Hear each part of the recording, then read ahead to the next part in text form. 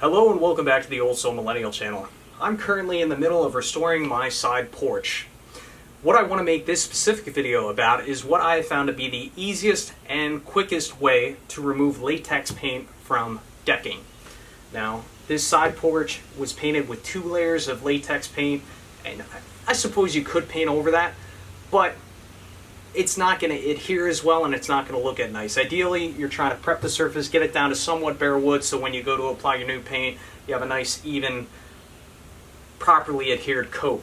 Now, for this project, I have tried several different products. I've tried this paint stripper, which it worked somewhat. Some of the paint bubbled up, but it still takes a lot of elbow grease to get it off, and it's kind of slow, and those chemicals, I don't like to inhale those. Another method I tried was the heat gun. And the heat gun does work pretty well, but it's time consuming, it's very slow, and additionally, you're inhaling burning paint. I mean, of course, you could have the proper respirator that protects you. I don't have that. This is just a P100 filter, but that's one of the reasons why I don't like the heat gun. So I looked through my tools, and I remember doing an epoxy floor in the basement, and I had this tool, I do have this tool called a concrete surface grinder.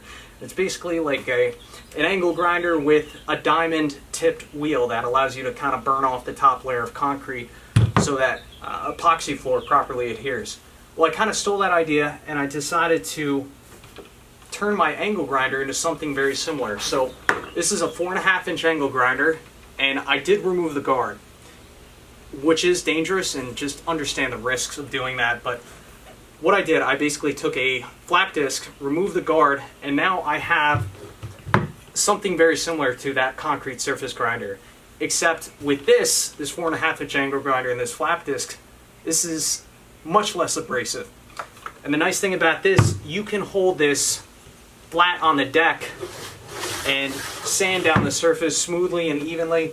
The only thing with this method, it does kick up a lot of dust, so I'd recommend having a full face respirator. This is a full face respirator with P100 filters, so you breathe in as little dust as possible. Also, I have an exhaust fan, well, a ventilation fan behind me that helps kind of push some of the dust out of here.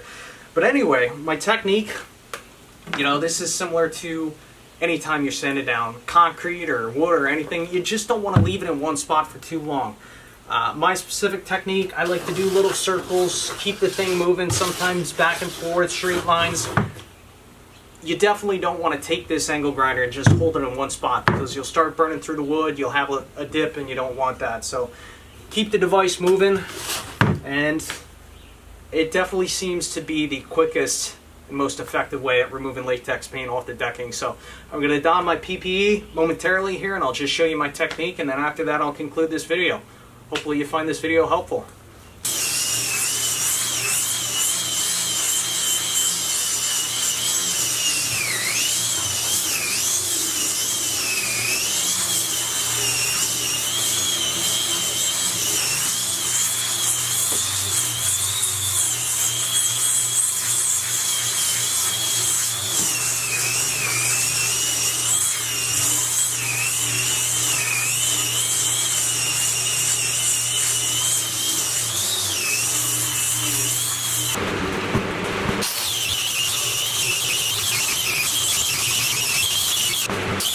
Well, it would appear that I burnt out the motor in my angle grinder. I have been pushing it pretty hard. It's been a heavy load on this guy, and I've had this for probably about 10 years now, but take a listen. It sounds awful. Maybe the brushes are just worn down or dirty. I'm not 100% sure. Maybe I'll take it apart one day. I have a second one, so I'll be fine, but I wanted to give you a final tip. If you're trying to get up close to the edge of a house or trim or molding or something like that, if you have air available, I have a compressor in the garage, I don't know, probably 60 feet of air line stretched out to the porch here.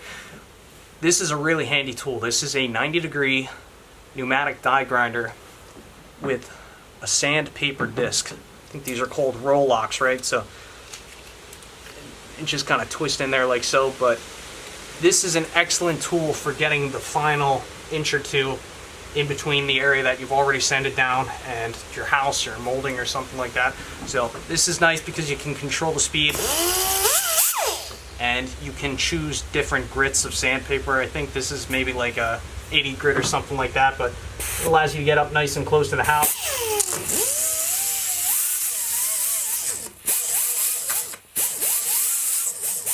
You know, I think you get the idea. It's just a better alternative than conventional sanding. So this is a really handy little tool.